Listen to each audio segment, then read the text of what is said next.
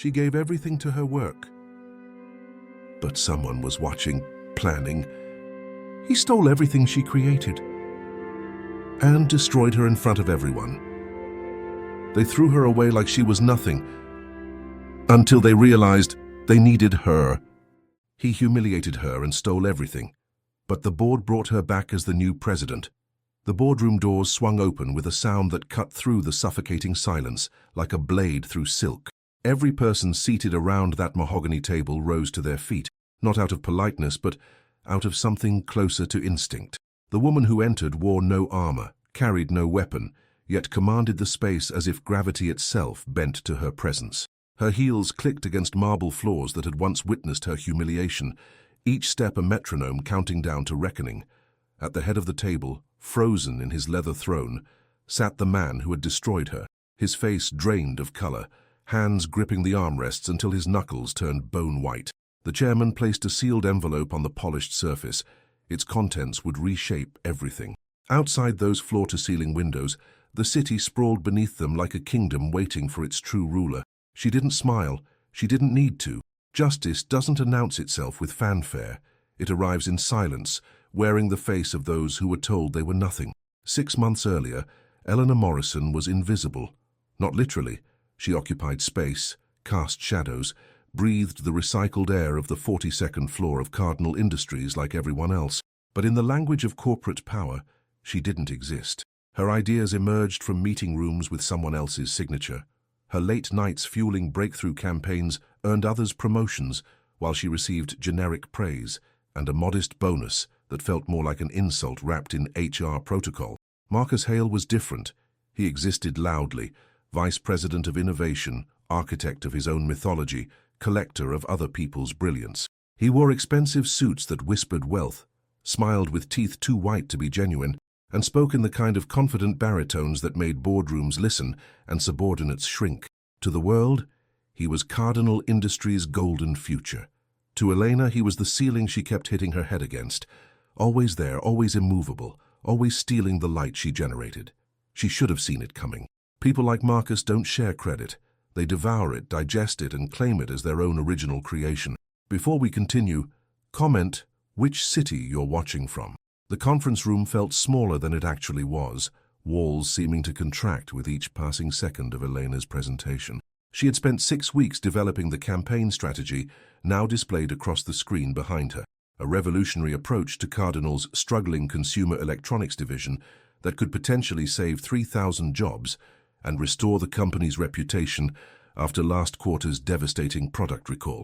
Marcus sat at the far end of the table, fingers steepled beneath his chin, eyes tracking her with the focused intensity of a predator measuring prey. Eleanor had made the mistake of emailing him the complete presentation 2 days prior, a gesture of professional courtesy she would come to regret with every molecule of her being. And in conclusion, Elena said, her voice steady despite the tremor of anxiety running beneath her words, this integrated approach combines consumer trust restoration with innovative product positioning. Our preliminary models suggest a 32% market recovery within the first fiscal quarter. Silence bloomed like poison in the room. The 7 executives present exchanged glances that Elena couldn't decode. Were they impressed? Skeptical? She searched their faces for validation and found only carefully maintained neutrality. Marcus uncrossed his legs slowly, deliberately. When he spoke, his voice carried the casual cruelty of someone who enjoyed pulling wings off butterflies as a child. Elena, he began, and the way he said her name felt like diminishment. I appreciate your enthusiasm. Really I do, but I think what we're seeing here is a fundamental misunderstanding of how enterprise-level strategic planning actually functions. Elena's stomach dropped. I'm sorry, I don't... The data modeling is superficial at best, Marcus continued, standing now, moving toward the screen with the confidence of someone reclaiming stolen territory. You've confused correlation with causation in at least 4 of your consumer behavior predictions. The budget allocation completely ignores our Q3 capital constraints, and frankly, the creative concept feels derivative of campaigns that failed for our competitors just last year. Each word landed like a physical blow. Elena felt heat rising in her cheeks, the humiliating flush of being stripped of credibility in front of people who controlled her career trajectory. But Marcus, the consumer research clearly shows, she tried. Elena, he said her name again, this time with a patronizing softness that somehow felt worse than his earlier criticism. I think what might benefit you most is observing how these presentations are structured at the senior level, perhaps shadowing someone with more experience before attempting another independent pitch. The room remained silent. No one defended her. No one questioned his assessment. They simply watched, passive witnesses to a professional execution. Sarah Chen, the CMO, cleared her throat uncomfortably. Thank you, Elena. We'll take this under advisement. Actually, Marcus interjected smoothly, if I could have the room for just a moment, I think I have some thoughts on how we might salvage elements of this approach. The dismissal was absolute. Elena gathered her materials with hands that trembled despite her attempts at composure. As she moved toward the door, Marcus's voice followed her like a shadow. Eleanor, leave the presentation file. I'll need to review the underlying data. She stopped at the threshold, not turning around. Something in his tone, a particular quality of satisfaction, made her skin crawl. But she nodded, mumbled something about the file being in the shared drive, and walked out into the corridor, where fluorescent lights hummed indifferently overhead. That evening, alone in her cubicle after most of the office had emptied, Elena opened her email to find a calendar invitation for a board presentation scheduled for the following week. The subject line read, Innovation Strategy Proposal. Presenter, Marcus Hale. Her hands froze over the keyboard. She opened the attached agenda document, and there it was, her entire campaign, every detail, every strategic recommendation, every creative concept. The only difference was the name at the top. Developed by Marcus Hale, VP Innovation, with strategic input from the innovation team. Strategic input from the innovation team. She had been reduced to background noise. Her 6 weeks of research and development compressed into a vague acknowledgement of collaborative process. Elena's first instinct was anger, the burning, righteous kind that demanded immediate action. She would go to HR. She would forward the email chains, proving the work was hers. She would expose him in front of everyone who mattered. But then a colder, more calculating part of her brain engaged. People like Marcus didn't rise to power by accident. They understood the unwritten rules, the informal hierarchies, the way perception mattered more than truth in corporate environments. If she challenged him directly, she would be labeled difficult, uncollegial, a problem to be managed rather than a talent to be promoted. So instead, Eleanor sat in the dimming light of her cubicle and did something she had never done before. She began documenting everything, every email, every file timestamp, every witness to her work. She created a detailed timeline of the project's development, saved in a location Marcus couldn't access, encrypted with protocols that would preserve the evidence regardless of what happened next. She didn't know yet what she would do with this documentation. But some part of her, the part that had survived every previous disappointment and setback, understood that this wasn't the end of the story. It was merely the setup for something much larger. The board presentation happened on a Tuesday morning, when rain streaked the glass walls of the executive suite like tears that the building itself was crying. Eleanor watched from her cubicle on a lower floor, following the calendar notification that told her the meeting was now in progress. She had not been invited. She had not been mentioned. She existed only as an unnamed contributor, a ghost in the machine of Marcus Hale's ascending career. At 11:45, her phone buzzed with a company-wide email. The subject line made her throat constrict. Congratulations to Marcus Hale on Senior Vice President promotion. The message detailed his innovative strategic thinking, his bold vision for Cardinal Industries' consumer division, his exceptional presentation to the board that had secured $12 million in additional funding for a campaign that would revolutionize how we connect with consumers in an era of broken trust. Every word was built on the foundation of her stolen work. Eleanor's colleague, David, rolled his chair over to her cubicle, shaking his head with the kind of cynical resignation that comes from too many years in corporate environments. Did you hear? Hale absolutely killed it in there. They're saying the board gave him a standing ovation. Can you believe that? She could believe it, that was the problem. They're already implementing the campaign, David continued, oblivious to the way Elena's jaw had tightened. Full rollout by end of quarter. This could actually turn the division around. Say what you want about Hale, but the guy knows how to deliver. No, Elena thought. He knows how to steal. That afternoon, Marcus held a celebration in the large conference room. Champagne appeared from somewhere, the expensive kind that came in heavy bottles and was poured into real glass, rather than plastic cups.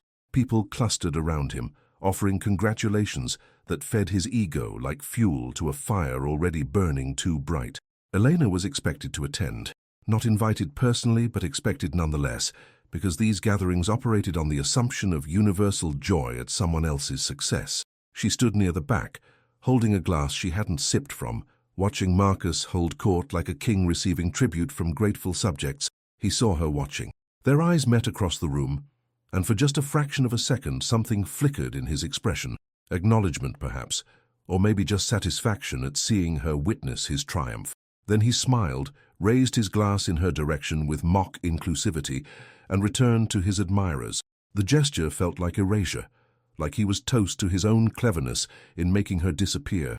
Elena left the celebration early, claiming a deadline she didn't actually have. She returned to her desk and opened the encrypted folder containing her documentation. 6 weeks of emails, 17 video recordings of development meetings, a complete timeline of research, ideation, and strategic development, all of it time-stamped, all of it indisputable. But as she stared at the evidence, a suffocating reality settled over her like fog. What exactly would she do with this? File a complaint with HR? Marcus was now senior vice president. She was a mid-level strategist with no political capital and no powerful allies. The corporate machine protected people like him, not because they were right, but because they were useful. The campaign launched 3 weeks later, with all the fanfare Cardinal Industries could muster. Full-page ads in major publications, a primetime commercial spot during the season premiere of the network's highest-rated drama, social media activations that generated millions of impressions in the first 72 hours. The message was clear, compelling, and brilliantly executed. Cardinal Industries was admitting past mistakes, committing to transparency, and reimagining its relationship with consumers. It was everything Elena had envisioned. Marcus's face appeared in industry publications.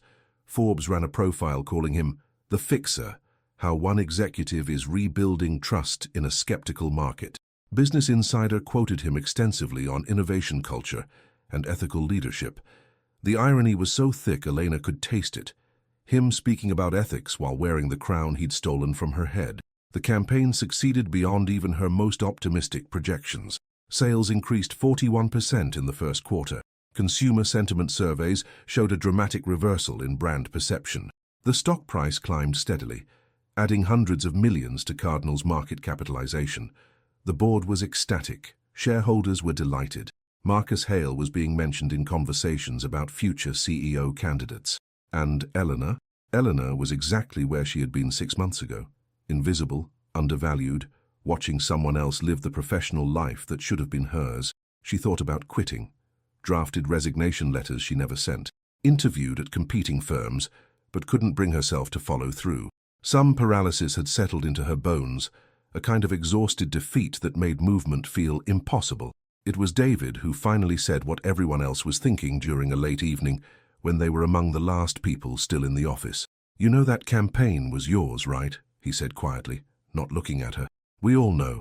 Everyone on the team knows. But no one's going to say anything because, well, you know how it works." Elena did know. That was the cruelest part, understanding exactly how the machine functioned while being crushed beneath its gears. "What would you do?" she asked him. David was quiet for a long moment. Then, "Honestly, I'd document everything and wait. People like Hale always overreach eventually.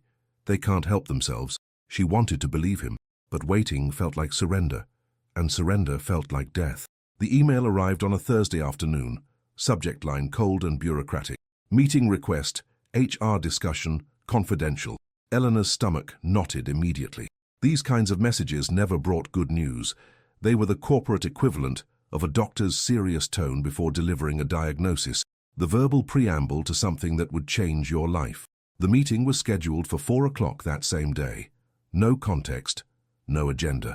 Just a calendar invitation and a location. HR Conference Room B, a small space tucked away on the building's 38th floor that everyone knew was used for difficult conversations, disciplinary actions, performance concerns, terminations. Elena spent the intervening hours in a state of suspended dread, trying to focus on work, while her mind spiraled through possibilities. Had someone complained about her performance? Was this about the stolen campaign? Had Marcus somehow preemptively struck, framing her as difficult or insubordinate? At 3:57, she walked into conference room B and found 3 people waiting. Jennifer Moss from HR, someone from legal whose name she didn't catch, and Marcus Hale. He sat with his back to the windows, backlit by the afternoon sun, in a way that made it hard to see his expression clearly, a positioning that felt strategic, calculated. "Elena, thank you for coming," Jennifer began with the kind of hollow warmth HR professionals deployed like armor. "Please have a seat." Elena sat. The chair felt too low, putting her at a physical disadvantage relative to the others. She noticed these details with the hypervigilance of someone sensing danger. "I'm sure you're wondering why we've asked you here," Jennifer continued. "There have been some concerns raised about your conduct and performance, and we wanted to address them directly and transparently." The word transparently, coming from this particular meeting, felt like a sick joke, but Elena remained silent, waiting. Marcus leaned forward, his expression schooled into something that approximated regret. "Elena, this is difficult for me to say. You've been with Cardinal for 4 years, and I've always tried to support your development, but there have been ongoing issues that I can no longer overlook as your supervisor." Your supervisor. The possessive pronoun felt like ownership, like she was something he controlled. "What issues?" Eleanor managed, her voice steadier than she felt. Jennifer slid a folder across the table. Inside were printed emails, taken out of context, their tone altered by the absence of surrounding conversation. There were performance reviews Elena had never seen, documenting supposed concerns about her collaboration skills, her receptiveness to feedback, her ability to work within team structures. There were notes from meetings she didn't remember, describing her as resistant to guidance and unable to accept constructive criticism. It was a fabrication so thorough it took her breath away. "These concerns have been escalating over the past several months," Marcus said, and his voice carried what sounded like genuine sadness, as if he were disappointed by her failings rather than actively orchestrating them. "After the unsuccessful presentation you delivered last quarter." "You mean the presentation you stole?" The words erupted before Elena could stop them. The room temperature seemed to drop 10 degrees. Jennifer's expression hardened. The legal representative began typing something on a laptop. Marcus's face shifted into wounded disbelief, so convincing that Elena momentarily doubted her own reality. "Elena," he said softly, "I understand you might feel frustrated about your career trajectory, but making unfounded accusations isn't going to help this situation." "Unfounded?" Elena's hands were shaking now. "I have documentation, emails, timestamps. The entire development process." "What you have," Marcus interrupted, his voice still measured but with an edge now, "is a misunderstanding of how collaborative work functions at this level. Multiple people contribute to major initiatives. The fact that you provided some initial research doesn't make the final strategy yours. This is exactly the kind of inability to work within team structures that we've been documenting." Elena looked at Jennifer, at the legal representative searching for some sign that they saw through this performance, but their faces remained neutral, professional, committed to whatever narrative had been constructed before she entered the room. "We've made the difficult decision to terminate your employment with Cardinal Industries, effective immediately," Jennifer said, and the words landed like physical blows. "You'll receive 2 weeks severance, continuation of health benefits for 30 days, and a neutral reference for future employment." "This is insane," Elena whispered. "You're firing me for calling out theft. We're ending your employment due to ongoing performance concerns and inability to maintain professional conduct," Jennifer corrected, her tone sharpening. "The accusations you've just made against a senior executive could be considered defamatory, Elena. I'd strongly suggest you accept this separation agreement gracefully, rather than pursuing any kind of action that could damage your professional reputation further." The threat was clear. Challenge this, and they would destroy whatever remained of her career. She would be labeled toxic, litigious, a problem candidate no one would touch. Marcus stood, extending his hand in a gesture of false magnanimity. "I'm sorry it came to this, Elena. I really did try to help you succeed." She didn't take his hand. Couldn't. If she touched him, she might actually break. Instead, Elena rose from the chair, walked out of conference room B, and headed directly to her desk, where security was already waiting to escort her out of the building. She had 15 minutes to gather her personal belongings, while someone watched, making sure she didn't access company systems or accidentally take anything proprietary. 4:45, Elena Moore was standing on the sidewalk outside Cardinal Industries with a cardboard box containing her few personal items, watching people stream past her like she had already become invisible. Marcus Hale had won completely, or so it seemed. The apartment felt different now that Elena spent all day inside it. The walls seemed closer, the light somehow grayer even on sunny afternoons. She had lived here for 3 years, but had never really occupied the space the way she did now, with nothing but time and rage and a silence so complete it pressed against her eardrums like physical weight. The first week after her termination, Elena moved through the stages of processing trauma with textbook precision. Shock gave way to anger. Anger dissolved into despair. Despair crystallized into something harder and colder, a determination that had nowhere to direct itself. She wrote angry emails she never sent, rehearsed confrontational phone calls she never made, researched employment lawyers whose fees she couldn't afford. The severance pay was insultingly small. 2 weeks of salary wouldn't cover next month's rent, let alone sustain her through a job search in an industry where Cardinal Industries' version of events would follow her like a shadow. She had already received one rejection from a position she'd been certain she would land, the recruiter's tone subtly shifting after they spoke with her previous employer about her departure circumstances. Marcus had been thorough. His web of fabricated documentation would poison any reference check. She was being erased not just from Cardinal Industries, but from her entire professional life. Elena's apartment gradually transformed into a war room she was fighting alone. The dining table disappeared beneath printed emails, highlighted documents, and handwritten timelines, mapping out every interaction, every stolen idea, every calculated move Marcus had made. She created folder systems and cross-referenced databases. She built an irrefutable case proving the campaign had been hers, that her termination was retaliatory, that Marcus Hale was a fraud wearing an expensive suit. But to what end?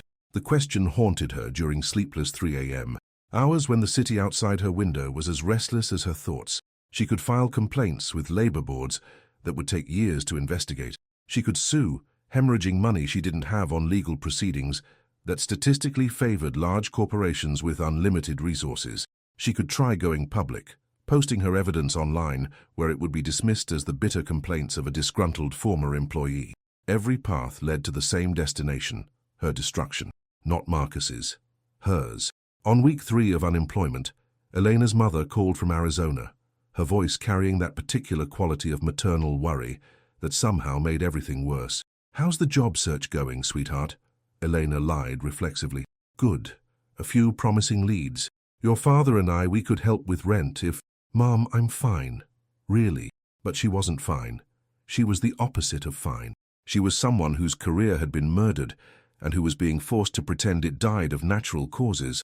After the call ended, Elena sat at her dining table turned evidence board and allowed herself to cry for the first time since her termination. Not gentle tears, but the ugly, gasping kind that came from someplace deep and wounded. She cried for the hours she'd poured into work that was stolen, for the career she'd built that had been demolished in 15 minutes, for the naive belief that talent and integrity mattered in systems designed to reward people like Marcus Hale. When the tears finally stopped, Eleanor felt emptied out, but also strangely clarified. She made a decision that felt less like choice and more like surrender to reality. She would stop fighting. Not because Marcus deserved to win, not because the injustice was acceptable, but because sometimes surviving required letting go of the sword you couldn't swing, the battle you couldn't win. She would find a different job, probably in a different industry. She would rebuild from nothing. She would carry this scar tissue forever, but she would carry it quietly. Elena began dismantling her evidence wall. The documents went into boxes, then into the back of her closet. She updated her resume, removing Cardinal Industries except as a basic employment record. She stopped checking the company's press releases, stopped torturing herself with updates about Marcus's continued ascension. She started running in the early mornings, something she hadn't done since college. The physical exhaustion helped quiet the mental noise. She reconnected with friends she'd neglected during her years of corporate single-mindedness. She read books that had nothing to do with marketing or strategy or business. She remembered slowly that she was a person beyond her professional identity. One evening, Standing at her apartment window watching the city lights spread out below like fallen stars, Elena felt something unexpected. Not peace exactly, but a kind of acceptance. She had lost the battle. Marcus Hale had won through dishonesty, manipulation, and systemic advantages that would probably carry him to even greater heights. The world was full of people like him succeeding, while people like her were destroyed for challenging them. But she was still here, still breathing, still capable of building something new, even if it would never be what she'd originally imagined. Elena didn't believe in karma or cosmic justice or any reassuring narrative that bad people eventually got what they deserved. She had seen too much evidence to the contrary. Sometimes the villains won. Sometimes they died rich and respected, never facing consequences for the people they'd crushed along the way. This was just how the world worked. She was learning to live with that truth. What Elena couldn't know standing at that window on a random Tuesday evening, was that at Cardinal Industries headquarters, in the secure offices where the board of directors conducted confidential reviews, certain questions were beginning to surface. Questions about finances, about attribution, about a campaign that had succeeded beyond reasonable expectations.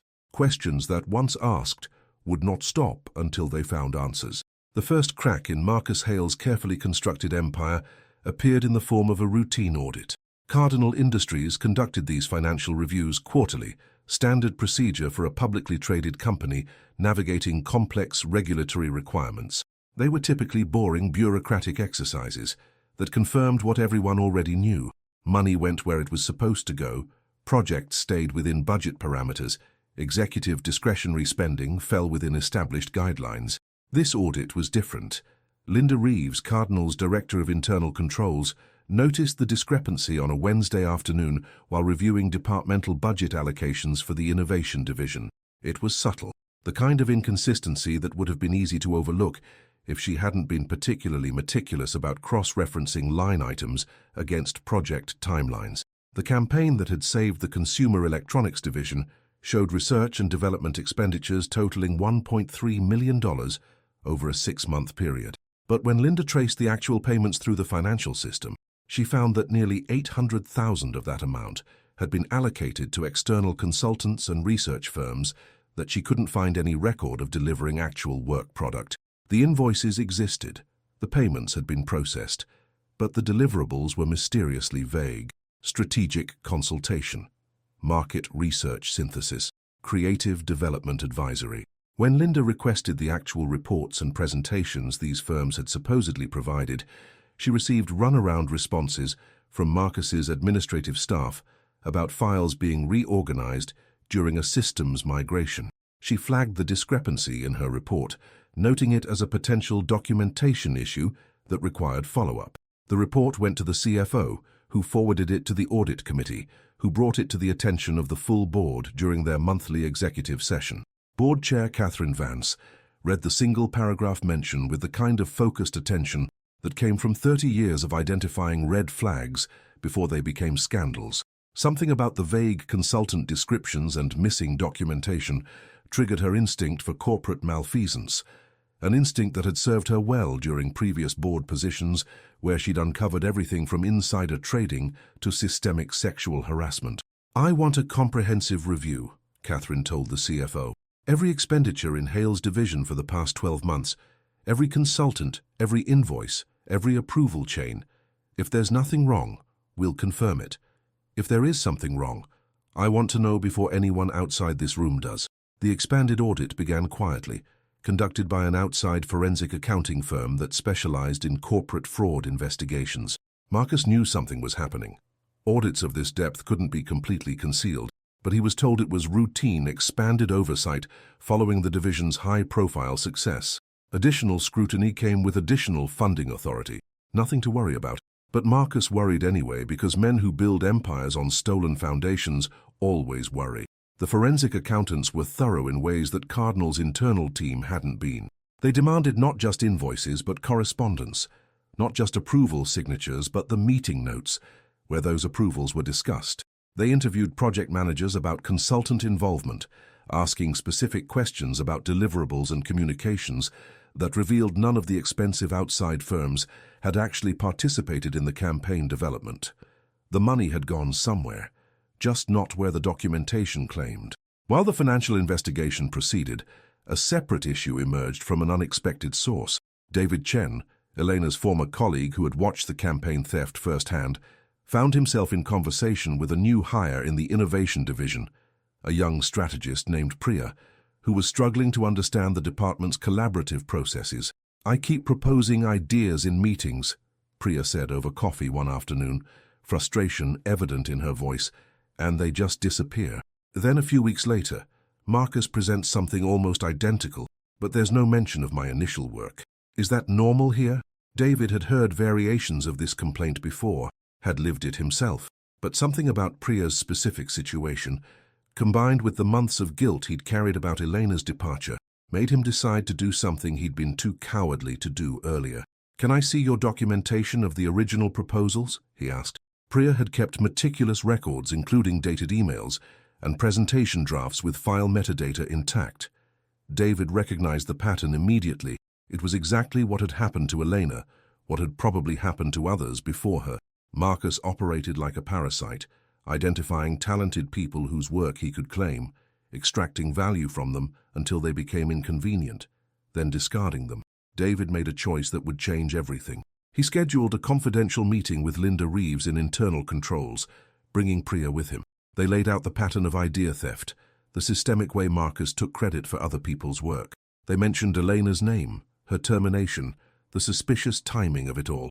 Linda listened with the expression of someone whose suspicions were being confirmed rather than introduced. When they finished, she asked a single question. "Do you know if Elena Morrison kept documentation of her work on the consumer electronics campaign?" David didn't know for certain, but he knew Elena, knew how thorough she was, how methodical. "If anyone would have documentation," he said, "it would be her." "We might need to contact her," Linda said carefully. "Would either of you happen to have her current information?" David pulled up Elena's number on his phone. He'd never deleted it, though he'd been too ashamed to use it after watching her be destroyed without defending her. "I can reach her," he said quietly, "but you should know, she's probably not going to want to hear from anyone associated with Cardinal." Linda nodded slowly. "Then we'll have to give her a reason to listen." 3 days later, Elena's phone rang with a number she didn't recognize. She almost didn't answer, but something, instinct, curiosity, or maybe just the universe's timing, made her pick up. "Ms. Morrison, this is Catherine Vance, board chair at Cardinal Industries. I think we need to talk about Marcus Hale." Elena stared at her phone for a full minute after Catherine Vance's call ended, trying to process what had just happened. The board chair of Cardinal Industries, the board chair, had just spent 20 minutes on the phone with her, asking questions that suggested Marcus Hale's empire was crumbling from within. But Elena had learned not to trust anything connected to Cardinal Industries. Hope felt dangerous, like a trap designed to hurt her again. Catherine had been careful with her words, revealing only that an internal investigation had uncovered financial irregularities and patterns of misconduct that warranted further examination. She couldn't provide details, confidentiality restrictions, legal considerations, but she wanted Elena to know that certain people at Cardinal remembered her work, questioned the circumstances of her departure, and believed her contributions deserved recognition. "I'm not asking you to trust us," Catherine had said, her voice carrying the weight of someone who understood exactly how damaged that trust was. "I'm asking you to consider meeting with me privately. Off the record, no lawyers, no HR, just a conversation between two people who both want the truth." Eleanor had agreed to nothing on the call, said she needed time to think. But Catherine had already sent a meeting invitation to Elena's personal email. Coffee at a neutral location, just the two of them, this coming Saturday morning. For 3 days, Elena wrestled with the decision. Part of her wanted nothing to do with Cardinal Industries ever again. That building had become synonymous with humiliation and theft and systemic injustice. Walking back into that world, even peripherally, felt like volunteering for more pain. But another part of her, the part that had meticulously documented everything, that had built that evidence wall in her apartment before reluctantly taking it down, wanted to know what they'd found, wanted to see if the truth she'd been powerless to speak might finally matter. On Saturday morning, Eleanor arrived at the coffee shop 15 minutes early, positioned herself at a corner table with clear views of the entrance, and waited with the hypervigilance of someone who had learned that corporate encounters were battles requiring strategic positioning. Catherine Vance walked in precisely on time, dressed in elegant casual clothes that somehow still projected authority. She was in her early 60s, with silver hair cut in a sharp bob, and the kind of confident posture that came from decades of commanding boardrooms. She spotted Elena immediately, approached without hesitation, and extended her hand. "Thank you for meeting me," Catherine said, and Elena noticed her handshake was firm but not aggressive. "I know this must be difficult." They ordered coffee and found their corner table again, and for a moment they sat in the kind of silence that preceded important conversations. "How much did you know?" Elena asked finally, unable to contain the question that had been burning since the phone call. "About Marcus, about what he did." Catherine's expression tightened with something that looked like regret. "Not enough, not soon enough. But I'm learning now, and what I'm learning is deeply disturbing." She explained what she could without violating confidentiality agreements that could still apply. The forensic audit had uncovered significant financial irregularities in Marcus's departmental spending. Consultant fees that went to shell companies with unclear ownership structures. Expense reports that suggested a pattern of personal enrichment disguised as business costs. Budget inflation that had diverted resources from other divisions. But more troubling than the financial issues, Catherine continued, are the patterns of misconduct related to intellectual property and employee treatment. "Your name has come up repeatedly in our internal review." Elena's hands tightened around her coffee cup. "What does that mean?" "It means that multiple people have identified you as the original strategist behind the Consumer Electronics campaign. It means your termination is being re-evaluated as potentially retaliatory. It means that the documentation Marcus provided to justify your firing is contradicted by testimony from your former colleagues." The words should have felt vindicating. Instead, Elena felt something closer to exhaustion. "Why now? I was destroyed months ago. My career was demolished. Where was this accountability when it could have actually mattered?" Catherine didn't offer empty apologies. Eleanor appreciated that. Instead, she said, "You're right to be angry. The systems failed you completely. I failed you by not knowing sooner. But I'm here now, and I'm asking you to help me understand what happened so we can make it right." "Make it right how?" Eleanor's voice carried skepticism that bordered on bitterness. "Can you give me back the 6 months I spent building something that someone else took credit for? Can you undo the professional reputation that's been destroyed? Can you erase the fact that I'm now unhireable in this industry?" "No," Catherine admitted quietly. "I can't undo any of that.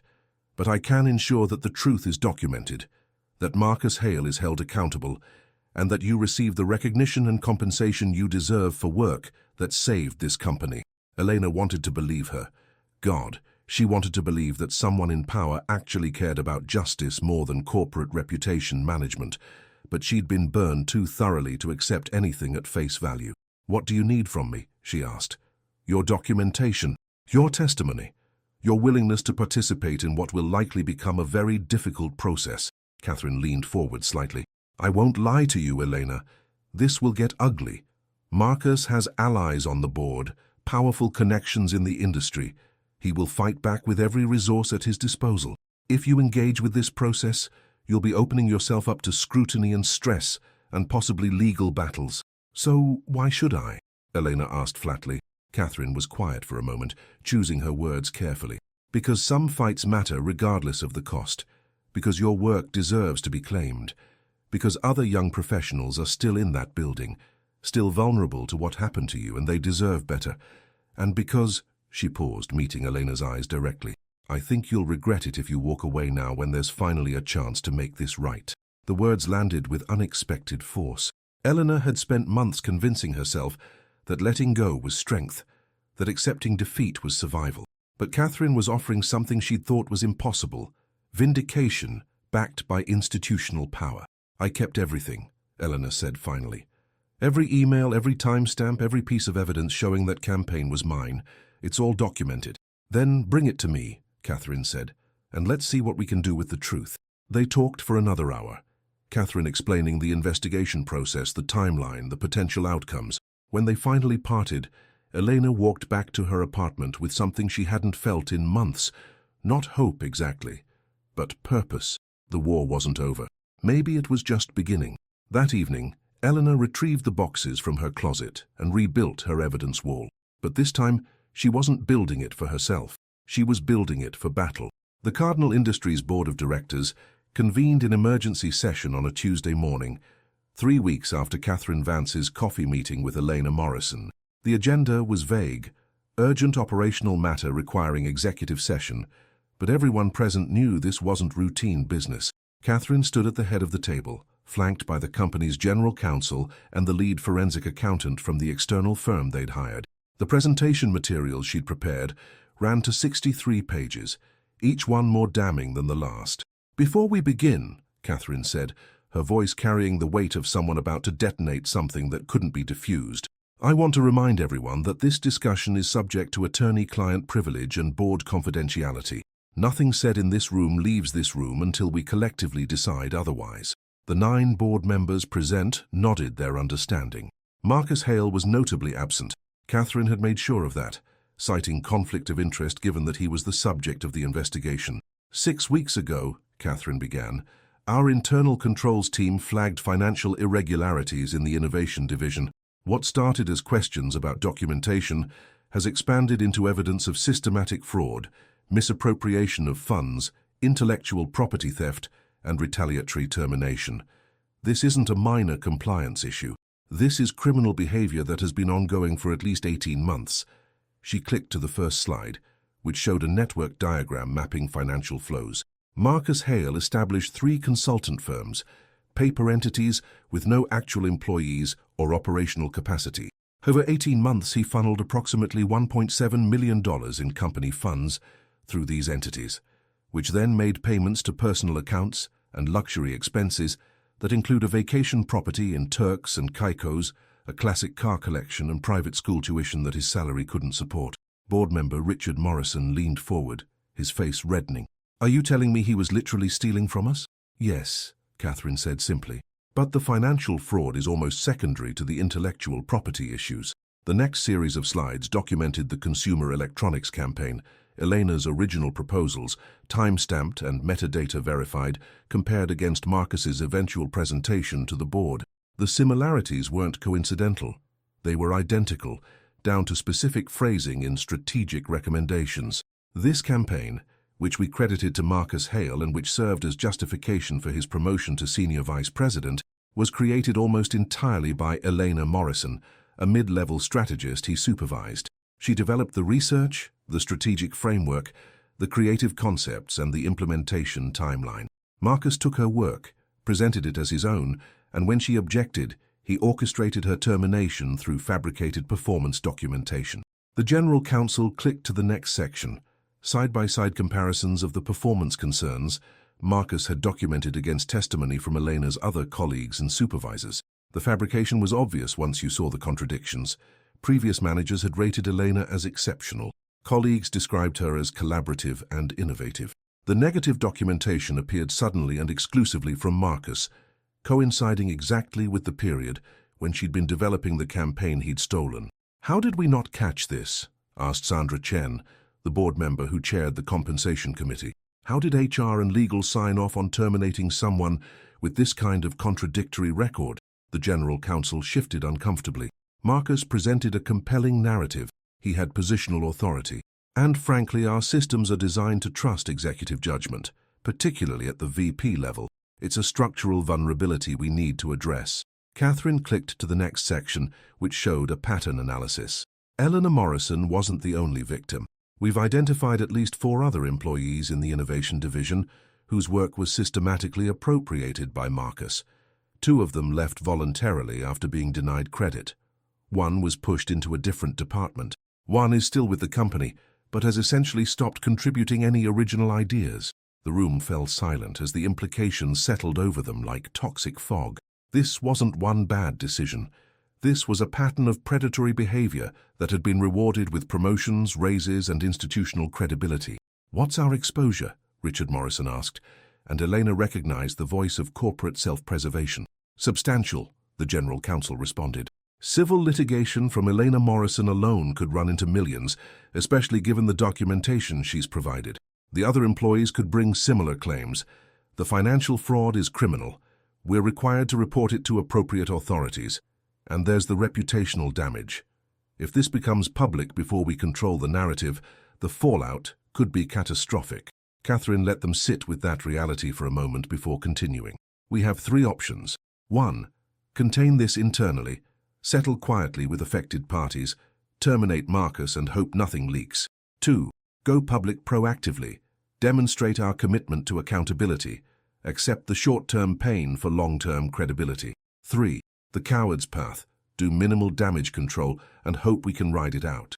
What do you recommend? Sandra asked. Catherine's expression hardened. I recommend we do the right thing, regardless of the cost.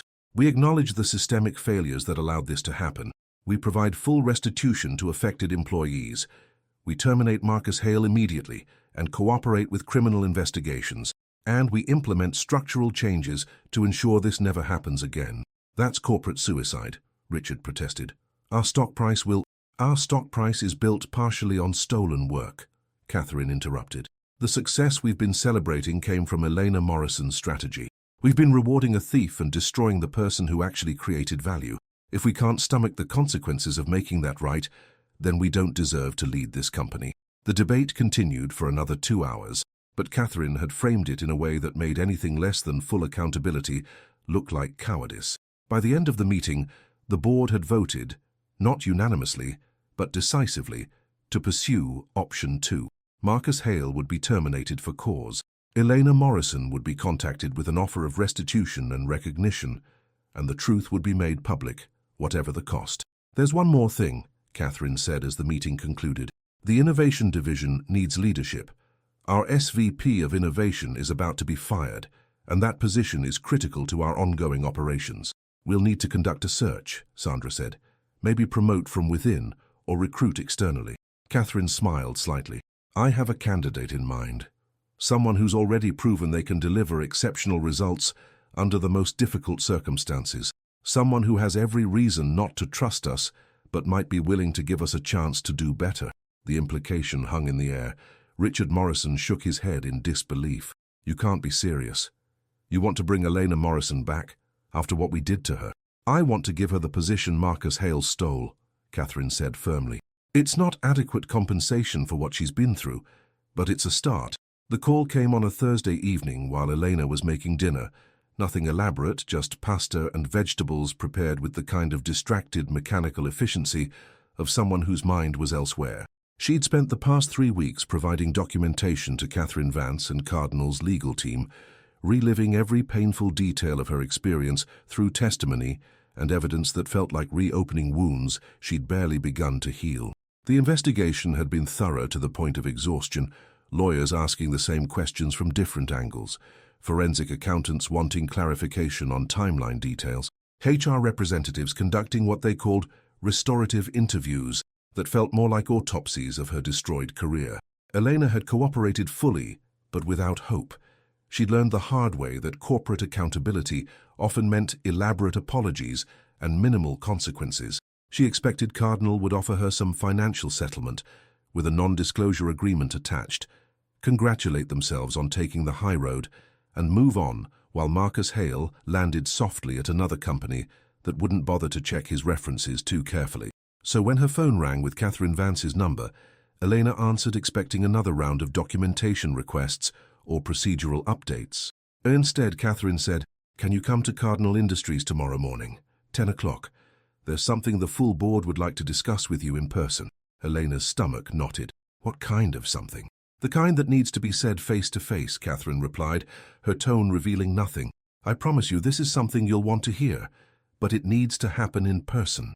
Eleanor agreed, though she spent the entire night unable to sleep, cycling through possibilities that ranged from genuine restitution to elaborate traps designed to extract legal protection from her.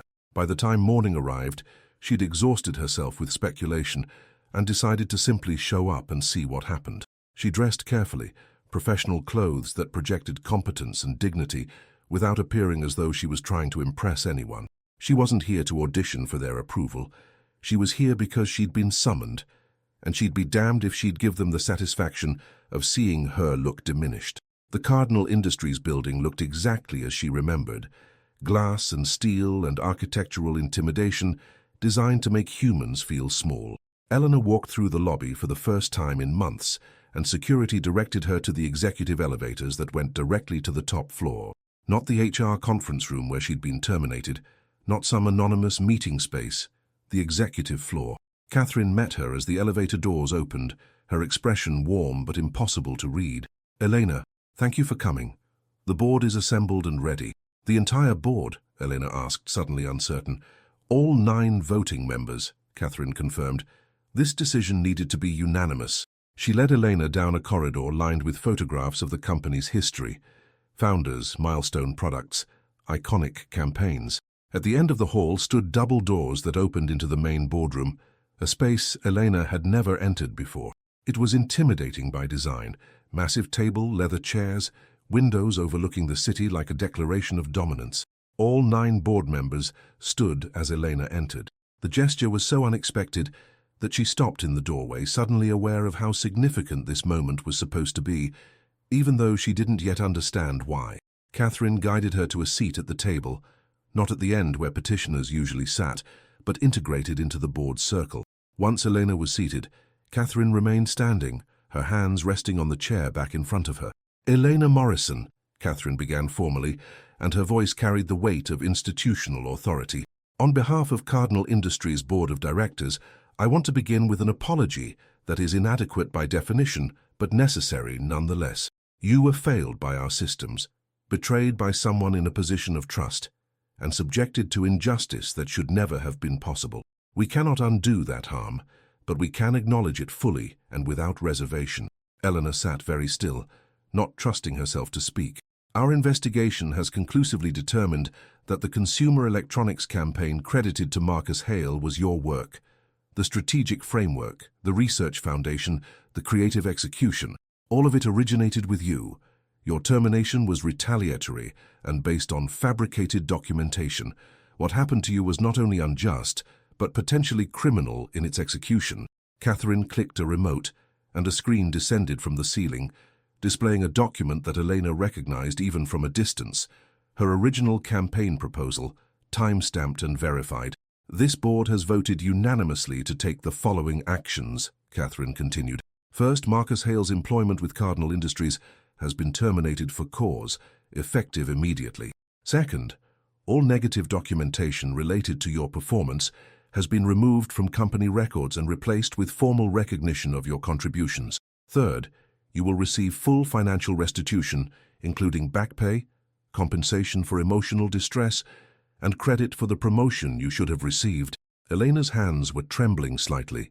This was more than she'd allowed herself to hope for. Actual accountability, public vindication. But Catherine wasn't finished. "And fourth," Catherine said, her voice taking on a different quality now, something almost like humility, "we would like to offer you the position of Senior Vice President of Innovation, the role that should have been yours based on the work you created. Full executive compensation, seat at the leadership table, and authority to reshape the division according to your vision." The silence in the room was absolute. Elena heard her own heartbeat, loud and insistent, a reminder that this was real, that this was actually happening. "I realize," Catherine continued quietly, "that you have every reason to tell us to go to hell, that accepting this offer means returning to a place that caused you tremendous pain. But I'm asking you to consider it anyway, not because we deserve your talent, but because that division needs the leadership only you can provide. Because other young professionals there need to see that justice is possible, and because the work you started deserves to be finished by the person who created it." Elena found her voice finally, though it came out steadier than she felt. "You're asking me to come back to the company that destroyed me and act like everything is fine?" "No," Catherine said. "I'm asking you to come back as the person who rebuilt what was broken, not despite what happened, but informed by it. I'm asking you to transform the place that wronged you into something better." Elena looked around the table at 9 faces, watching her with varying degrees of hope and expectation. She thought about Marcus Hale, probably in his expensive apartment right now, trying to figure out how his carefully constructed empire had collapsed. She thought about the other employees who'd been victimized by him, who needed to see that speaking up could actually matter. "I need time," Elena said finally. This is a lot." "Take whatever time you need," Catherine replied. "But Elena, I hope you say yes. This company needs you. More importantly, you've earned this, and I'd like to see you claim it." Elena nodded slowly, unable to form words past the emotion closing her throat. She'd come here expecting another disappointment. Instead, she'd been handed the keys to the kingdom that had tried to exile her. The meeting ended with handshakes and careful smiles, and Elena left the building in a daze. It wasn't until she was 3 blocks away, standing at a crosswalk, waiting for the light to change, that the full weight of what had just happened finally hit her. They'd offered her everything. The question was, did she have the courage to take it? Elena called Catherine Vance exactly 72 hours after the board meeting. She'd spent 3 days processing, consulting with a lawyer friend, and doing something she'd never imagined she'd need to do, negotiating the terms of her return to Cardinal Industries from a position of actual power. "I'll accept," Elena said, her voice clear and firm. "But I have conditions." Catherine didn't hesitate. "Name them." "Full operational authority over the innovation division with minimal board oversight for the first year. I want to rebuild the culture without constant interference. A formal written apology from the company that goes on record, not just verbal acknowledgement. And I want every employee who was victimized by Marcus Hale to receive the same level of restitution I'm receiving." "Done," Catherine said immediately. "Anything else?" "Yes," Elena took a breath. "I want to be present when Marcus Hale is informed of his termination. I want to see his face when he realizes what he's lost." There was a pause on the other end, then, "That's unusual, but I understand why you're asking. I'll make it happen." The confrontation was scheduled for Monday morning, deliberately timed before most employees arrived. Catherine explained that Marcus had been kept deliberately uninformed about the investigation's conclusions. He knew he was under scrutiny, but believed his carefully crafted documentation and political connections would protect him. He'd been told this meeting was a final interview session where he could respond to the audit findings. Elena arrived at Cardinal Industries at 7:30 a.m., entering through a private entrance Catherine had arranged. She was taken directly to a small conference room adjacent to the main boardroom where Marcus would be meeting with Catherine and the General Counsel. Elena would observe through a one-way mirror, present but not visible. At precisely 8 o'clock, Marcus Hale walked into the conference room. Elena hadn't seen him since her termination, and the sight of him triggered a physical reaction, accelerated heartbeat, tightening in her chest, that awful combination of rage and remembered powerlessness. But she was on the other side of the glass now, watching rather than being watched. Marcus looked confident despite the circumstances. His suit was expensive, his posture relaxed, his expression carrying that familiar entitled certainty that reality would bend to accommodate him. He shook Catherine's hand, nodded at the General Counsel, and settled into his chair like a man attending a mildly inconvenient but ultimately manageable meeting. "Marcus," Catherine began without preamble, "this investigation has concluded. We have findings we need to discuss." "Of course," Marcus said smoothly. "I've been cooperating fully, and I'm confident we can clear up any misunderstandings about documentation procedures." Catherine slid a folder across the table. "These are not misunderstandings. These are evidence of systematic fraud, intellectual property theft, and retaliatory termination. The board has reviewed everything, and our conclusions are definitive." Elena watched Marcus's face begin to shift as he opened the folder. The confidence flickered, replaced by something sharper. Calculation, defensive positioning, the rapid mental gymnastics of someone trying to identify an exit strategy. "I don't understand," Marcus said, his voice still controlled but with an edge now. "These allegations are documented," Catherine interrupted, "with financial records, timestamp metadata, testimony from multiple witnesses, and forensic analysis that your denials cannot refute. You stole approximately $1.7 million through fraudulent consultant arrangements. You systematically appropriated the intellectual work of employees you supervised, and you orchestrated the termination of Elena Morrison specifically because she objected to you stealing her campaign." At the mention of Elena's name, Marcus's expression changed completely. The controlled facade cracked, revealing something ugly beneath. Panic mixed with calculation, mixed with the dawning realization that his constructed reality was collapsing. "Elena Morrison was terminated for performance issues that were thoroughly documented," Marcus said, but his voice had lost its smoothness. "If she's been spreading allegations—" "She didn't spread allegations," Catherine said coldly. "She provided evidence, evidence that has been verified by independent forensic analysis. Every piece of documentation you created to justify her termination has been proven false." Every consultant payment you approved has been traced to entities you control. Every stolen idea has been attributed back to its original creator. Marcus stood abruptly, his chair scraping against the floor. This is insane. I've delivered results for this company. That consumer campaign saved the entire division. My work, Elena Morrison's work, Catherine corrected, her voice hard as granite, which you stole, presented as your own, and used as justification for a promotion you didn't earn. The board has reviewed everything, Marcus. It's over. From behind the glass, Elena watched him cycle through responses.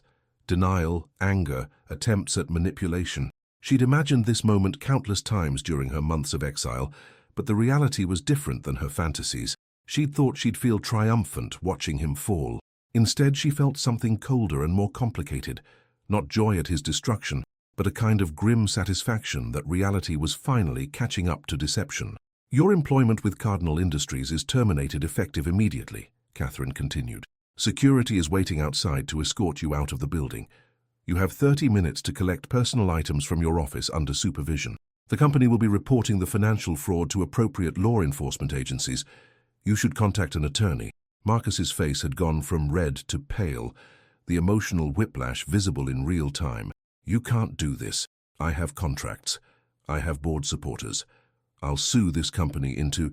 Your contract has a termination for cause clause, the General Counsel interjected, speaking for the first time, which applies in cases of fraud and misconduct. Your board supporters have seen the evidence and voted unanimously for your termination. And if you attempt to sue, we will vigorously defend ourselves with every piece of documentation we've compiled. I would strongly advise against that course of action. Marcus looked between them, searching for some angle, some leverage he could use. Finding none, his expression shifted one final time into something Elena recognized, the desperate rage of someone who'd always gotten away with everything suddenly facing consequences he couldn't manipulate his way out of. Who's replacing me? He asked, and Elena heard the subtext. Who was elevated by his fall? Catherine smiled slightly, and it wasn't a kind expression. That's not your concern anymore. But since you asked, Elena Morrison has accepted the position of Senior Vice President of Innovation. She'll be assuming your role, your office, and your authority. The work she created will finally be credited to her, and she'll have the opportunity to build the kind of division you never could, one based on actual talent rather than theft. The words hit Marcus like physical blows. His mouth opened, closed, opened again. He looked toward the glass wall as if sensing somehow that she was there, watching his destruction, the way he'd once watched hers. She's here, isn't she? Marcus said quietly, and for the first time, Eleanor heard something other than arrogance in his voice, not quite remorse. Men like Marcus rarely achieved actual self-reflection, but maybe the beginning of understanding that his actions had summoned consequences he couldn't control. Catherine didn't confirm or deny. Security is waiting, Marcus. It's time to go. Elena watched him walk out of the conference room with security flanking him like prisoner escorts. His shoulders were slumped, his confident stride reduced to something smaller and more uncertain. He looked like what he'd always been beneath the expensive suits and corporate armor, an ordinary man whose mediocrity had been concealed by stealing other people's excellence. When the door closed behind him, Catherine turned to the mirror and spoke directly to where she knew Eleanor was standing. How do you feel? Eleanor took a moment to assess honestly. She didn't feel victorious. She didn't feel healed, but she felt something she hadn't felt in months, like she had agency again, like her reality mattered, like justice was possible even in systems designed to prevent it. I feel ready, Eleanor said into the intercom connecting the rooms. Ready to start rebuilding. Catherine nodded, her reflection in the glass showing satisfaction. Then let's get to work. Eleanor's first day as Senior Vice President of Innovation began not with fanfare, but with silence. She arrived at Cardinal Industries at 7 a.m., 2 hours before most employees, and stood outside the building looking up at the glass and steel structure that had once represented her destruction and now offered her resurrection. The symbolism wasn't lost on her. This was the same entrance she'd walked through as a terminated employee carrying a cardboard box of personal items. Now she was returning as an executive, entering through the same doors but occupying a completely different position in the corporate hierarchy.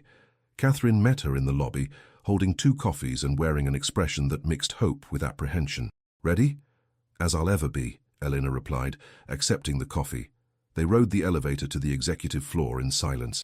When the doors opened, Elena stepped into a corridor she'd never been authorized to access before. The Innovation Division occupied the entire West Wing, open concept workspaces mixed with private offices, collaborative zones designed to foster creativity and technology infrastructure that would have seemed like luxury compared to her previous cubicle.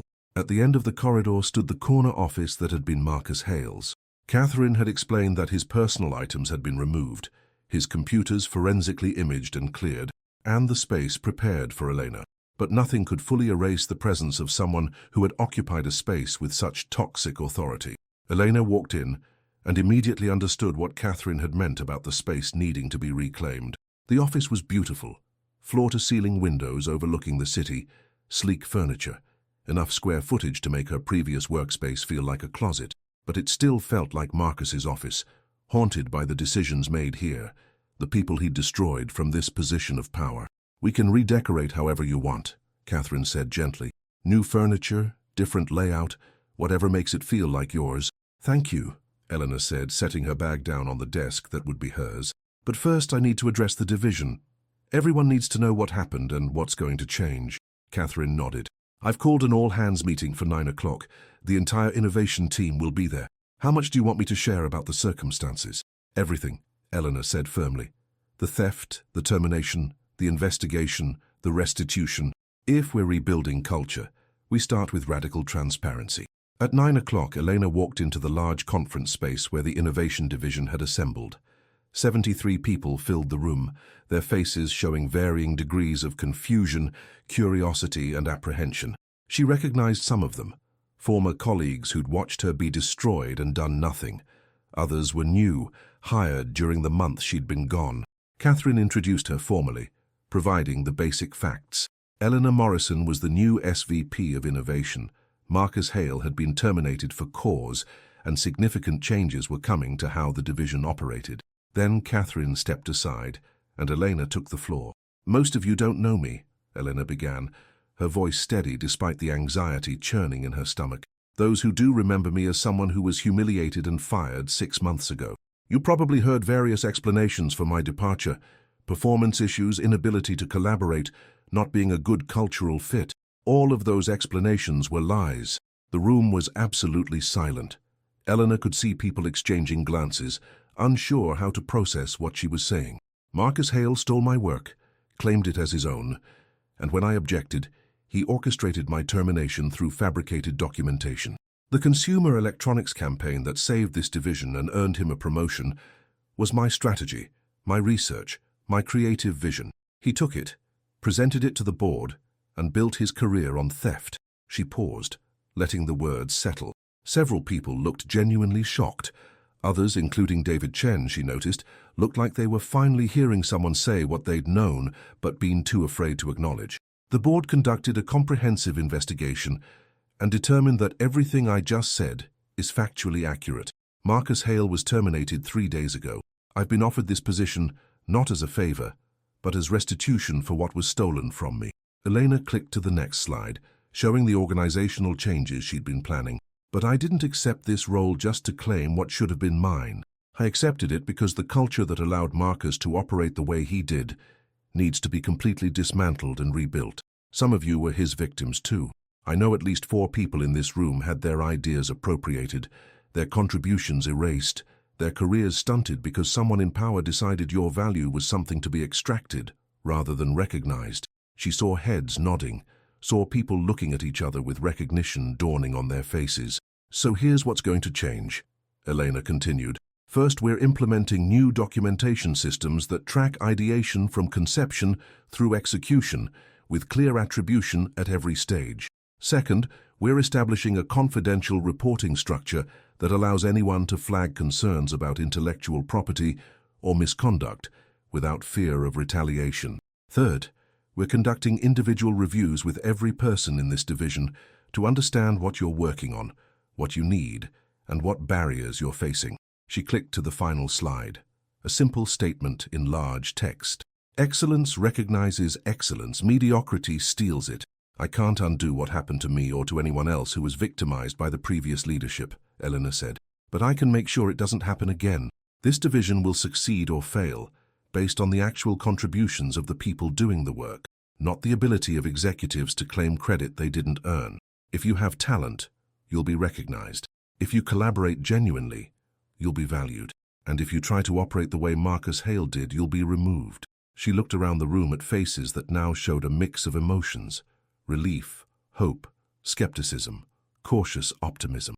"I know some of you are wondering if you can trust me," Elena acknowledged. "I know my presence here is uncomfortable for those who watched what happened and said nothing. I'm not asking for apologies or explanations. I'm asking for commitment to doing better going forward. This is a fresh start for all of us." After the meeting, Elena returned to her office and found David Chen waiting outside her door. He looked uncomfortable, guilty, like someone who'd been carrying weight he didn't know how to set down. "Elena," he began, "I should have said something when Marcus took your work. I should have defended you when you were terminated. I was a coward, and you deserved better." Elena studied him for a moment. She could nurture this guilt, weaponize it, make him carry it indefinitely, or she could release both of them from the past. "You called internal controls," she said quietly. "Catherine told me you were the one who started making noise about the pattern of theft. You helped bring Priya forward. You found my contact information when they needed to reach me. That took courage too." David's expression showed surprise mixed with gratitude. "I just wanted to make things right." "Then help me rebuild this division into something better," Elena said. "That's how you make things right. Not through apologies, but through action." He nodded, some of the guilt lifting from his shoulders. "What do you need?" "Honesty," Elena said, "from everyone, about what's working, what's broken, and what needs to change. Think you can help with that?" "Yes," David said, and he sounded certain. "I can do that." As he left, Elena sat down at her desk now, not Marcus's, and looked out at the city sprawling beneath the windows. She'd been given an extraordinary opportunity to transform the place that had broken her into something worthy of the people who worked there. It would be hard. There would be resistance, setbacks, moments when she questioned whether returning had been the right choice. But for the first time in months, Elena felt something she'd forgotten was possible. She felt like herself again. 3 months into Elena's tenure as SVP, Cardinal Industries held its quarterly board meeting. These gatherings typically focused on financial performance, strategic initiatives, and operational updates. Dry affairs filled with PowerPoint presentations and carefully rehearsed talking points. This meeting was different. The consumer electronics division that Elena had saved was now generating record profits, exceeding even the optimistic projections she'd originally presented. But more significantly, the cultural transformation she'd implemented in the innovation division was starting to show measurable results. Employee satisfaction scores had increased 37%. Voluntary turnover had dropped to nearly zero, and most remarkably, the pipeline of new ideas and campaigns being developed had tripled in both volume and quality. Helena presented these results to the board with the same clarity and confidence she'd brought to that original presentation Marcus had stolen. But this time, the reception was completely different. Board members asked engaged questions. They challenged her projections not dismissively but collaboratively. They treated her like what she was, an executive peer rather than a subordinate to be managed. When her presentation concluded, Catherine Vance spoke. "Eleanor, the board wants to formally acknowledge that the success Cardinal Industries is currently experiencing in the consumer division is directly attributable to your strategic vision. The campaign you created 18 months ago not only saved that division, but has become a model for how we approach consumer trust across all our product lines. Your work has generated measurable value that extends far beyond a single initiative." Elena nodded, accepting the recognition she should have received from the beginning. But Catherine wasn't finished. "There's something else," Catherine said, sliding a document across the table.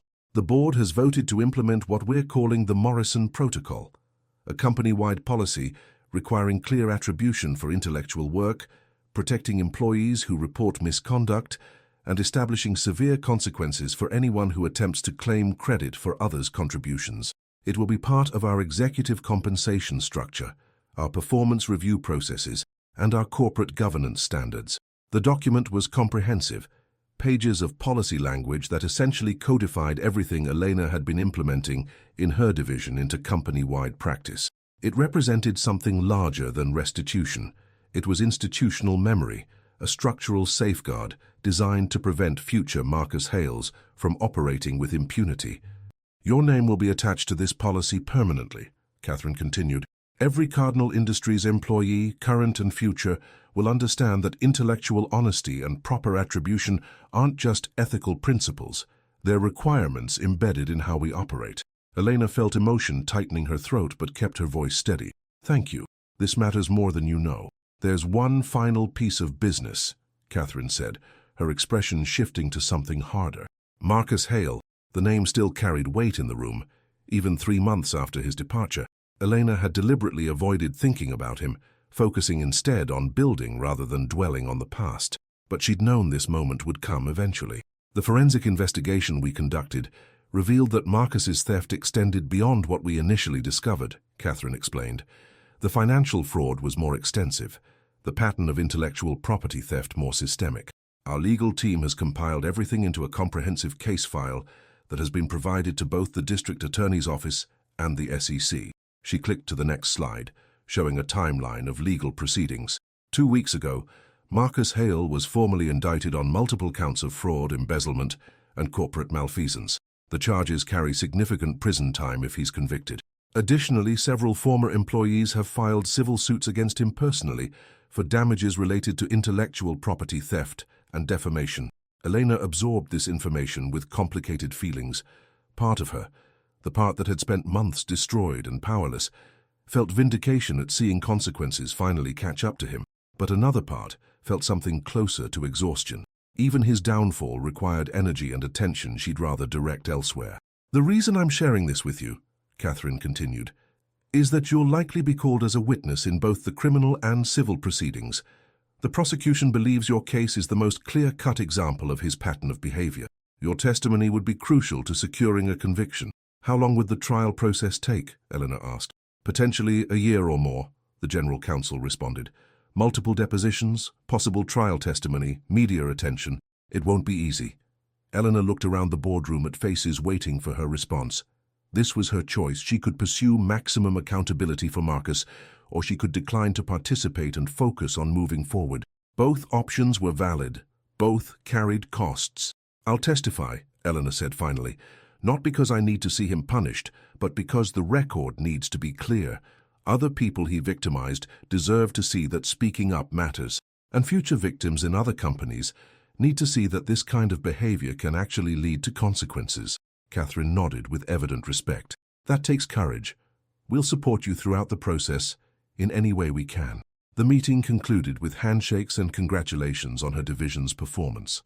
As Elena gathered her materials, Richard Morrison, the board member who had initially opposed bringing her back, approached her quietly. I owe you an apology, he said, and he had the decency to look uncomfortable. I voted against offering you this position. I thought it was too risky, too emotionally complicated. I was wrong.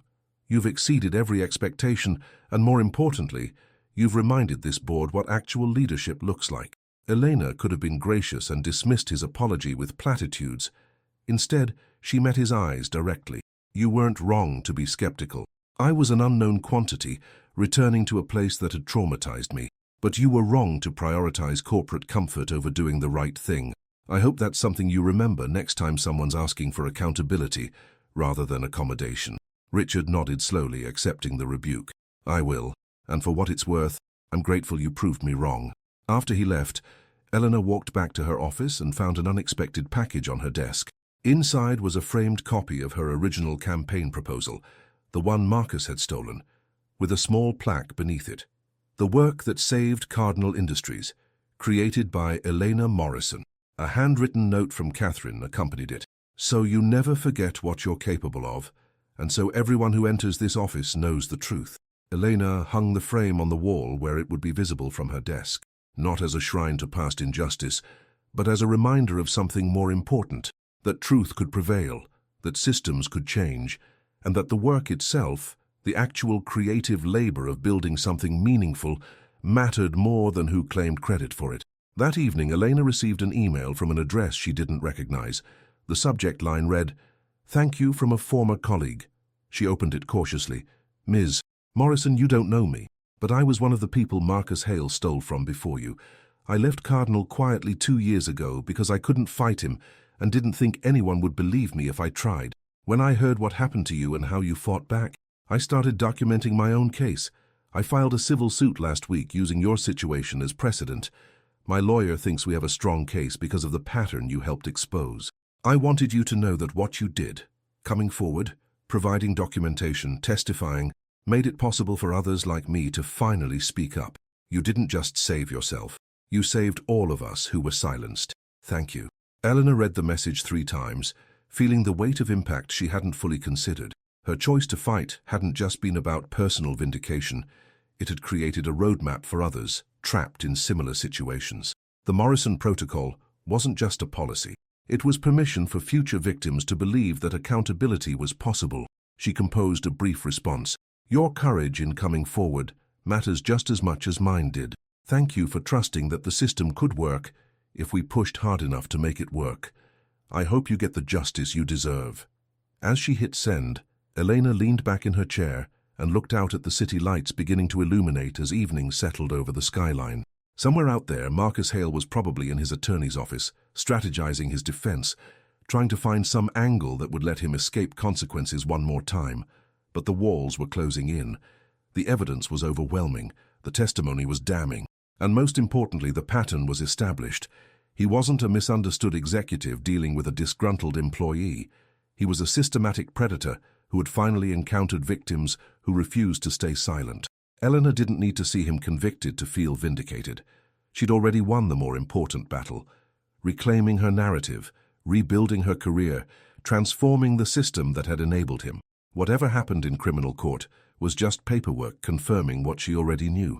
The truth was louder than his lies, and truth, in the end, had a weight that no amount of manipulation could displace. 18 months after Elena's return to Cardinal Industries, Catherine Vance announced her retirement from the board. She'd served for 12 years, guided the company through multiple crises, and established a legacy of accountability that would outlast her tenure. Her departure created an opening that required careful consideration. The board needed someone who understood both the operational complexity of the business and the cultural transformation the company was still navigating. The board meeting to discuss Catherine's replacement was scheduled for a Tuesday morning. Eleanor was invited to attend, though she wasn't clear why her presence was required for what should have been a pure governance discussion. She arrived expecting to provide input on leadership qualities the board should prioritize in their search. Instead, she walked into a room where all 9 board members were already assembled, and the energy felt different, charged with something that made her instinctively cautious. Catherine stood at the head of the table, and when she spoke, her voice carried the formal weight of institutional pronouncement. Elena, thank you for joining us. We asked you here because the board has a proposal we'd like you to consider. Elena sat down slowly, not liking the asymmetry of being the only person standing. What kind of proposal? As you know, I'm retiring from my position as board chair, Catherine began. This creates both a vacancy and an opportunity. The board has spent considerable time discussing what kind of leadership Cardinal Industries needs as we move forward. We need someone who understands our operational challenges, who has demonstrated ability to drive cultural transformation, who has credibility with employees at all levels, and who represents the values we're trying to embed into the company's foundation. Elena was starting to see where this was heading, and the implications made her heart rate accelerate. The board has voted unanimously, Catherine continued, to offer you the position of board chair, replacing me when I step down at the end of this quarter. The silence that followed was absolute. Elena heard the words, but struggled to process them fully. Board chair wasn't just a title. It was the highest governance position in the company, overseeing the CEO, setting strategic direction, representing shareholder interests. It was the culmination of a career, not a position typically offered to someone who'd been in executive leadership for less than 2 years. I'm 41 years old, Elena said finally, her voice carrying disbelief. I've been SVP for 18 months.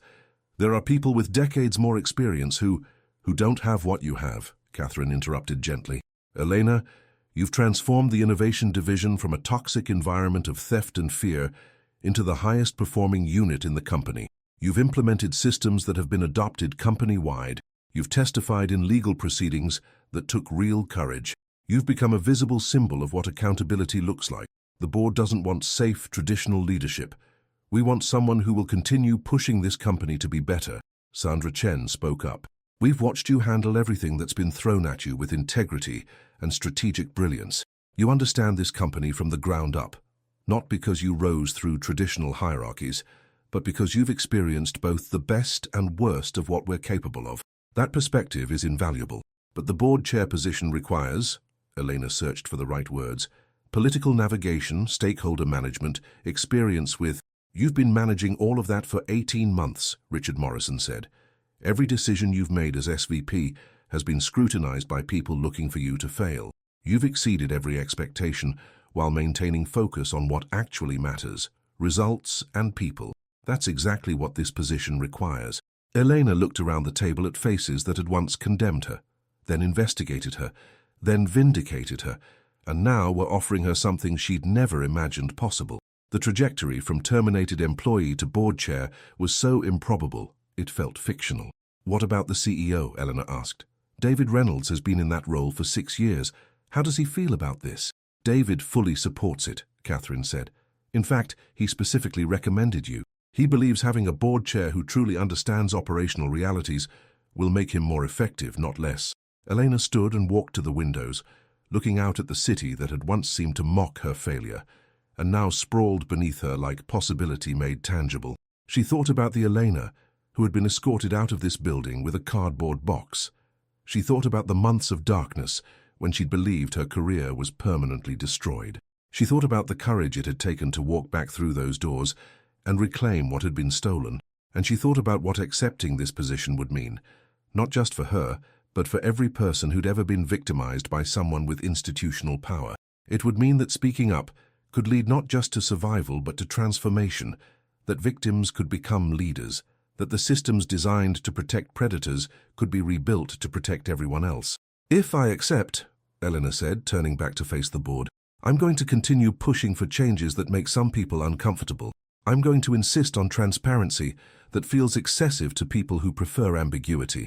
I'm going to hold everyone, including the CEO, including myself, to standards that might feel unreasonably high. That's exactly why we want you, Catherine said simply. Elena took a breath, feeling the weight of the decision settling over her like gravity. Then yes, I accept. The board members stood, a gesture of respect that once would have seemed impossible. Catherine approached Elena with an expression that mixed satisfaction and something deeper, maybe hope that the institution she'd served for so long would be in hands that would push it toward genuine excellence rather than comfortable mediocrity. There's one more thing, Catherine said, reaching into a folder on the table. We're making an announcement today about Marcus Hale's criminal case. He's accepted a plea agreement rather than going to trial. 7 years in federal prison for fraud and embezzlement, restitution to the company and to individual victims, permanent ban from serving as an executive or board member at any publicly traded company. Elena nodded slowly. It was over. Not just her personal battle, but the larger question of whether his actions would ever face real consequences. 7 years wasn't everything, but it was something. More importantly, it was a marker that would appear in every background check, every Google search, every attempt he made to rebuild credibility. His professional reputation was permanently destroyed in a way that would follow him far beyond any prison sentence. How do you feel? Catherine asked. Elena considered the question honestly. She didn't feel triumphant or vindicated in some dramatic emotional sense. She felt tired, but also clear, like a chapter had finally closed completely, allowing the next one to begin without constantly looking backward. I feel ready, Elena said, ready to focus on building rather than fighting, ready to lead this company towards something better than what it was. That afternoon, Elena moved into Catherine's office, larger than her SVP space, positioned at the corner of the building with views that stretched across the entire city. It felt surreal, occupying this position that represented the absolute pinnacle of corporate authority. Her assistant brought in boxes of Catherine's personal items that were being cleared out and asked where Eleanor wanted her own things placed. Eleanor looked around the space and made a decision. Leave the desk clear except for one thing, she said. Bring the framed campaign proposal from my old office. When it was hung on the wall where she could see it from her desk, Eleanor sat down in the chair that was now hers and understood something fundamental. This office, this position, this authority, none of it was about her personal vindication. It was about responsibility, the responsibility to use institutional power in ways that protected rather than exploited, that elevated rather than diminished, that built systems serving everyone rather than enabling the few. The door opened, and David Chen walked in with a smile. "Madam Chair, how does it feel?" Eleanor laughed softly. "Terrifying and right at the same time. That's how you know you're the right person for it," David said. "The ones who aren't terrified are usually the ones who shouldn't have the power." He left her to settle in, and Elena spent the next hour simply being present in the space, learning its rhythms, its light, its feeling. This office had been occupied by people who'd made both wise and destructive decisions.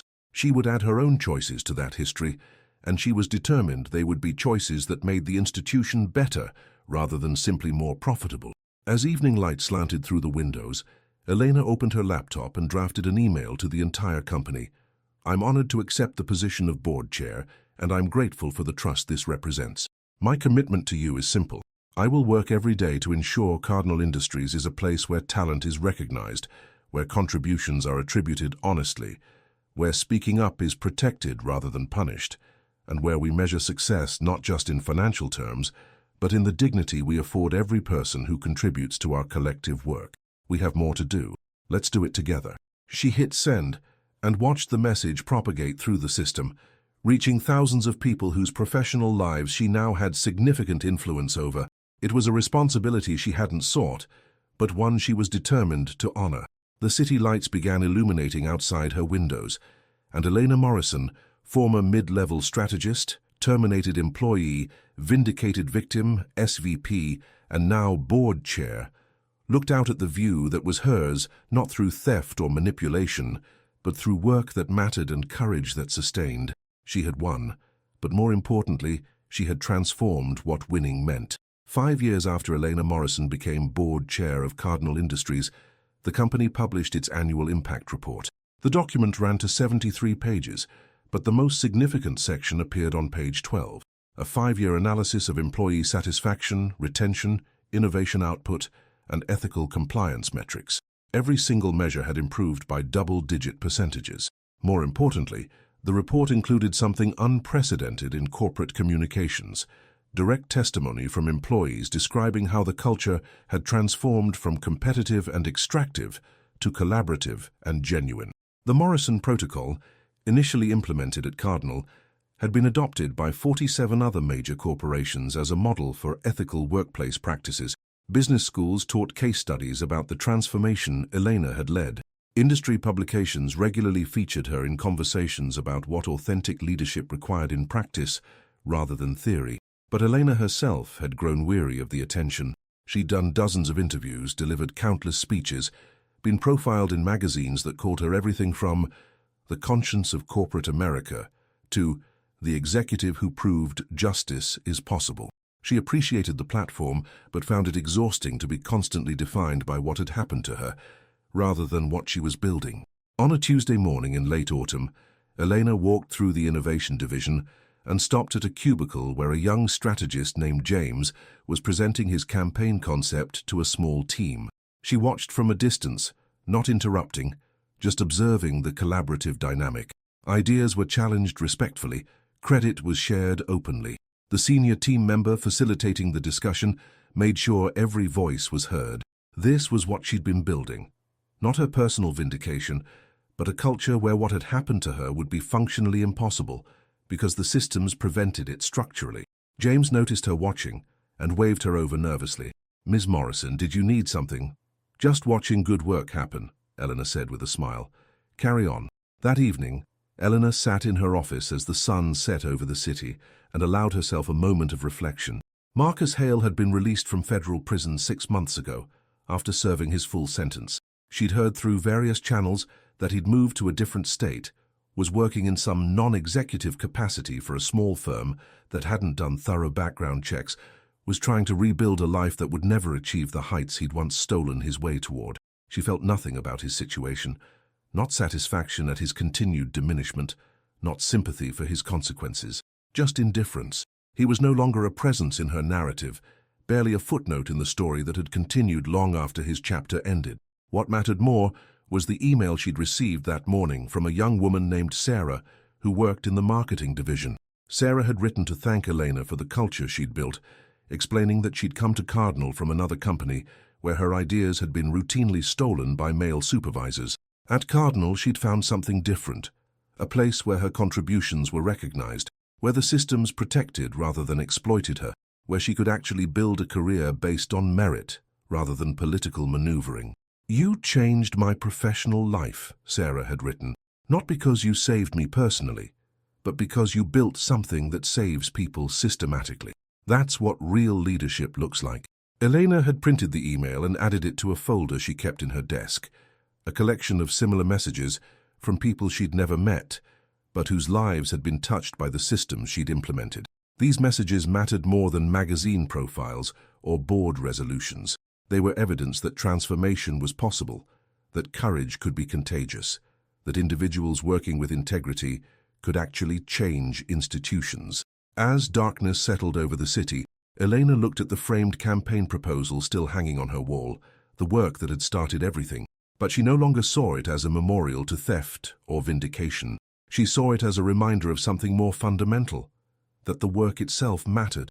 The ideas, the strategy, the creative vision, those things had value independent of who claimed them, who stole them, who eventually received credit for them. She had been destroyed by someone who believed power meant taking rather than building, and she had rebuilt herself into someone who understood that real power meant creating systems where everyone could thrive, not just those skilled at manipulation. Cardinal Industries thrived not because of her personal brilliance, but because she'd built structures that recognized and elevated collective brilliance. That was the legacy that mattered, not the dramatic story of her fall and resurrection, but the quieter, more sustainable achievement of changing how an institution operated at its foundation. Elena shut down her computer, gathered her things, and walked out of the office that had once represented her enemy's throne, and now simply represented work she was proud to do. Tomorrow would bring new challenges, new decisions, new opportunities to either strengthen or undermine the systems she'd built. But tonight, she allowed herself to simply be someone who had survived something terrible and chosen to build something better, not because it benefited her personally, though it had, but because it was the right thing to do. And sometimes, in a world that rarely rewarded righteousness, doing the right thing actually led to something that mattered more than vindication. It led to transformation. The city lights glittered beneath her as Elena walked to the elevator, and she felt something she hadn't felt in that first terrible year. Peace. Not the peace of forgetting, but the peace of having fought for something larger than herself, and won not through revenge but through the patient, difficult work of making systems better. She pressed the button for the ground floor, and as the elevator descended, Eleanor Morrison smiled, not in triumph, but in simple satisfaction that the work she'd started would continue long after she was gone, protecting people whose names she'd never know, preventing theft that would never happen because the structures made it impossible. That was justice. Not loud or dramatic, but real and lasting. And it was enough.